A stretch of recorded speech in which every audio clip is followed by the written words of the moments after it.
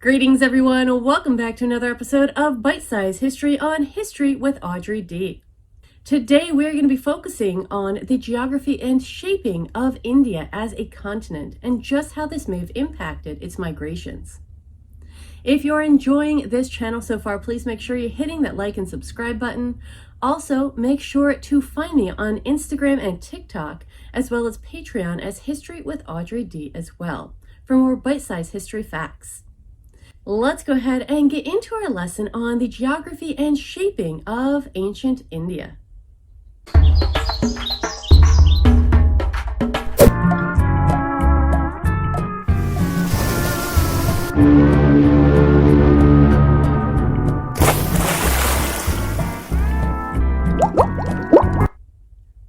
First up, let's go ahead and make sure that we know our learning goal and learning target for today's lesson.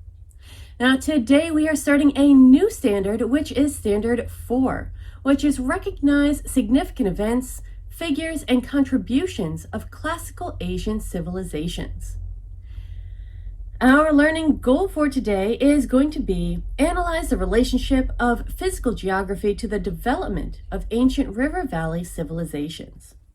And our learning target for today is identify ancient India, its main rivers, and that river's importance to the development and success of India. We have one more learning target, which is to describe the unique characteristics of the Indian subcontinent, including relative isolation due to mountains and oceans. We also have a few key terms that we're going to be able to look at today, which include Ganges River, the Indus Valley, a subcontinent, a monsoon, and a plateau. Our essential questions for today include: how did the physical geography of India shape the development of its civilizations? What importance did India's major rivers have on the growth and success of India? And what unique characteristics did the Indian subcontinent have in relation to its isolation?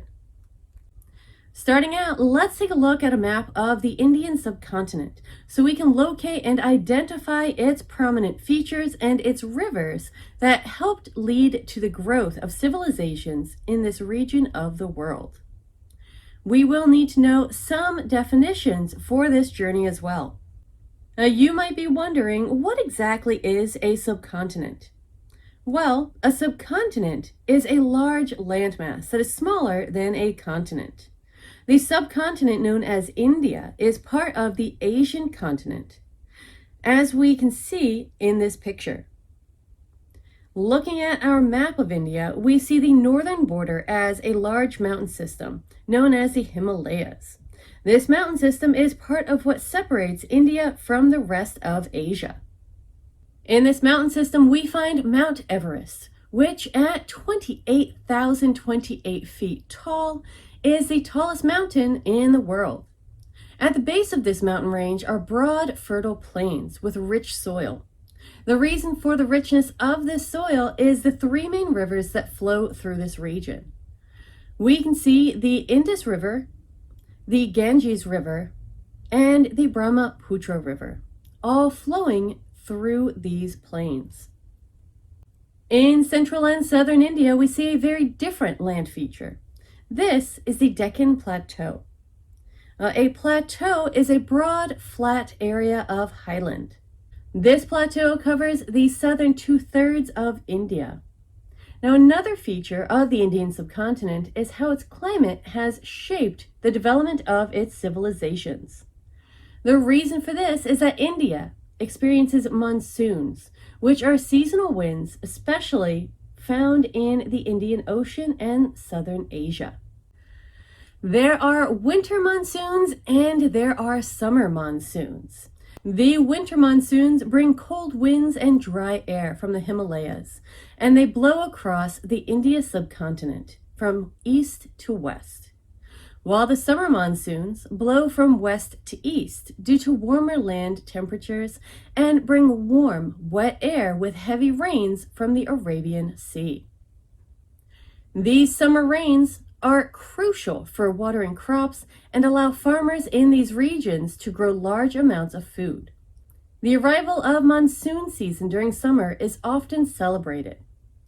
However, if the storms are too intense, they have the potential to cause damage to crops as well. The temperament of these monsoon seasons could cause great joy or great misery, which may have led to the migrations across India also.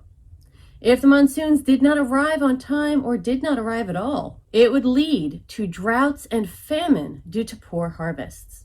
Let's take a closer look at the major rivers that assisted in the development of India's civilizations. First up is the Indus River. Roughly 1,052 cities and settlements developed near the Indus River and what is also known as the Indus Valley region. The reason for this, as we touched on earlier, is that this river ran through a portion of the fertile plains at the foot of the Himalayan mountain range. The other river, which runs directly through northern India, is the Ganges. Now, the Ganges River, as we will learn about in an upcoming lesson, is the most sacred river of the Hindu religion. This river provided an abundance of food to the cities that developed near it, such as fish and irrigation for agriculture. The Ganges River Delta is also the largest in the world. The last major river is the Brahmaputra River, which flows through Tibet and into Bangladesh in India. These three rivers shaped the development of civilizations in India through providing natural resources such as water for drinking and irrigation, as well as being a food source. With the mountains to the north, the Indian Ocean to the east, and the Arabian Sea to the west, India was also protected to a degree from invaders due to geographic isolation. As we have learned, the physical geography of India greatly influenced the development of its civilizations. And that wraps it up for today's lesson in our intro into ancient India. I hope you have a better understanding of the geography and how it helped the development of certain civilizations in ancient India. We'll be delving into this a little bit more in each coming episode. If you did enjoy this lesson, please make sure you're hitting that like and subscribe button. Also, find me on Instagram, TikTok, and Patreon if you would like more bite-sized history notes and historic facts. Thank you so much for watching, everyone. I will see you in our next lesson.